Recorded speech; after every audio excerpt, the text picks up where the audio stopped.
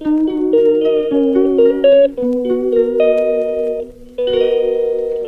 Everyone, সবাইকে জানাই শুভ রামনবমী। তো তোমরা সবাই কেমন আছো? আর এটা হলো আমার নতুন ব্লগিং চ্যানেল, এটা বাংলায় ব্লগিং করছি।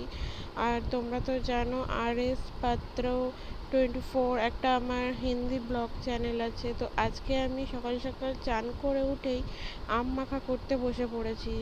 তো দেখো, ও আর আমি আম মাখা করেছি, করে টেস্ট করলাম। আমটা না দারুণ হয়েছিল, জাস্ট অসাধারণ, যেমন টক তেমন ঝাল। তো চলো দেখা যাক আজকে আমি আম মাখাটা কীরকম করে করছি। এই দেখো, আমটাকে ফার্স্টে কুচিয়ে নিলাম। তো ওকে আমি বলছি যে তোকে কোচাতে হবে না, তুই আমাকে দে। ও বলছে না দিদি, আমি কোচাবো, তুমি আমাকে দাও। আচ্ছা ঠিক আছে, তাহলে তুই কোচা, আমি তাহলে সর্ষেটা বাটা করে নিই। কারণ কি, আমি সর্ষে বাটা দিচ্ছি এখানে, তার কারণ হলো এখনকার কাসুন্দিতে না এক ফোঁটাও একটু ঝাঁঝ হয় না। ওই জন্য আমি ওকে বললাম যে চল আমি সর্ষে বাটা করেই দেবো। তো আমাকে বলছে যে ঠিক আছে দিদি, তুমি বেটে নাও। তো আমি বেটে আমি ওর কাছে দিয়ে দিয়েছি, আর ও সেটাকে এখন বাটিতে নিয়ে নিচ্ছে। তো সর্ষে বাটাটা ও বাটির মধ্যে নিয়ে নিক, তারপরে আমি লঙ্কাটা পেশাই করব।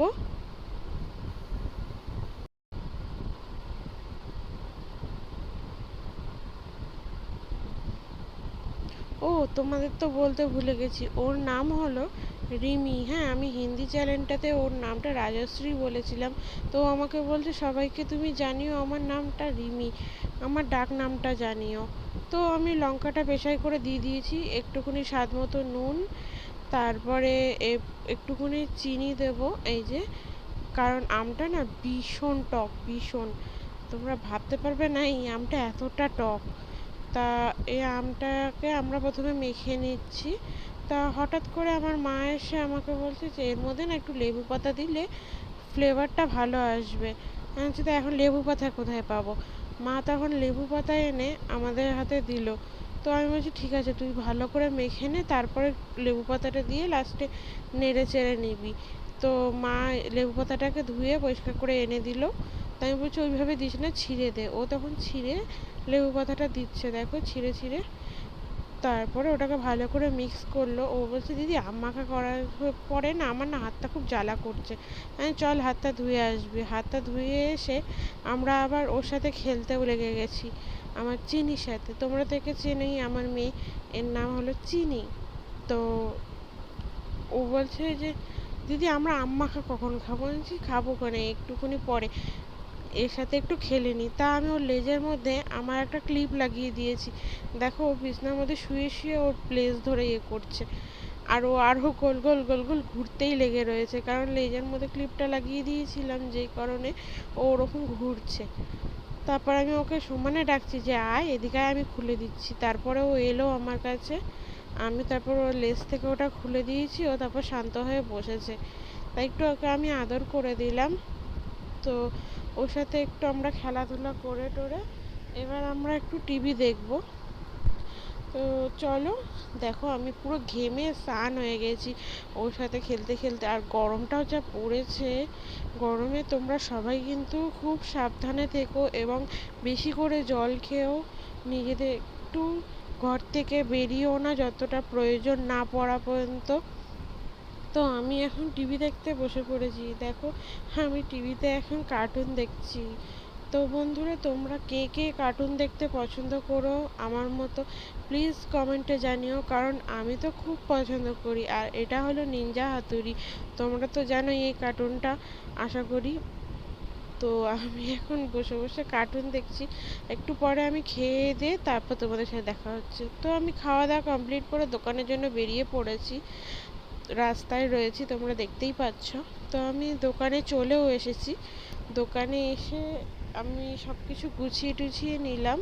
দোকানে এখন দেখো একটাও কাস্টমার নেই, রাস্তা পুরো ফাঁকা। এতটা পরিমাণে গরম পড়েছে না যে রাস্তাঘাটে লোকজন বেরোচ্ছে না, যে কারণে বেচাকেনাও সেরকম হচ্ছে না। তাই আমি কি করব, বসে বসে ভাল লাগছে না, তাই তোমাদের সাথে কথা বলছিলাম। আমার বিকেলবেলা একটু খিদে পাচ্ছিল, সেই জন্য আমি আবার একটু কফি বানালাম। কফিটা খাওয়ার আগে তাই ভাবলাম তোমাদের সাথে একটু শেয়ার করি।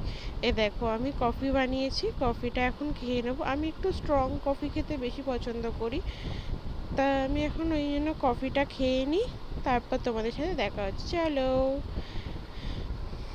তো আমার এখন কাজ গুছিয়ে উঠতে উঠতে আমার 11:45 বাজে। আমি এখন দোকান গোছাবো। তো রাস্তাঘাট দেখো সব দোকানপাট বন্ধ হয়ে গেছে প্রায়। আমি এখন এই টেবিলটা মুছছিলাম। দেখো টেবিলটা মুছতে মুছতে তোমাদের সাথে কথা বলছি। তো আমি টেবিলটা মুছে টুছে নিই, তারপরে আবার আমাকে গ্যাসটাকেও মুছতে হবে, কারণ গ্যাসটাও প্রচণ্ড পরিমাণে চাপ পড়ে দাগ হয়ে গেছে। এই দেখো কিভাবে দাগ পড়ে গেছে। আমি এখন গ্যাসটাকেও সাফ করে নিলাম, নিয়ে এবার ফ্লাক্সটাকে ধুয়ে নিয়েছি। ফ্লাক্সটাকে ধুয়ে এই যে ফ্লাক্সের পাইপটাকেও পুরো পরিষ্কার করেছি। এবার আমি একটু গরম জল করব। দেখো বাটিটা ধুয়ে বাটিতে আমি গরম জল করব বলে জলটা নিয়ে নিয়েছি। এবার আমি ইন্ডাকশানে বসিয়ে দিচ্ছি, কারণ আমি গ্যাসে বসাইনি, গরম এতটা পরিমাণে পড়েছে। আর গ্যাস ওপেন করলে তো আমাকে পাখা অফ করতে হবে। তো আমাদের হাই লেভেল হলো ইন্ডাকশানে 2000। তোমাদের ইন্ডাকশান যদি ঘরে থেকে থাকে সেটার লেভেল কত আমাদেরকে একটু প্লিজ জানিও। তো আমার জল গরম হয়ে গেছে, জলটা আমি এখন ফ্লাক্সে ঢেলে নেব। দেখো ফুটে উঠেছে। আমি গ্যাসটা মানে ইন্ডাকশন ওভেনটা অফ করব। অফ করে দিলাম মেন সুইচ থেকেও অফ করে। এবার এই গরম জলটাকে আমি ফ্লাক্সে ঢেলে নিই। আর তোমরা একটু বুঝতেই পারছো, কারণ আমাকে ক্যামেরা করে দেওয়ার মতো কেউ নেই। আমি একা একটা হাতে করছি, এক হাতে কাজ করছি, সেই জন্য একটু প্রবলেম হচ্ছে। তো এবার আমি পাইপটা এর মধ্যে দিয়ে এর মুখটাকে বন্ধ করে দেব, দিয়ে পাঞ্চ করে জলটা পাইপে তুলে মানে পাইপটাকে ওয়াশ করব। তো সেটার জন্য আমি ক্যামেরাটা ওপেন করে রাখতে পারছি না, কারণ এক হাতে তো করা সম্ভব নয়।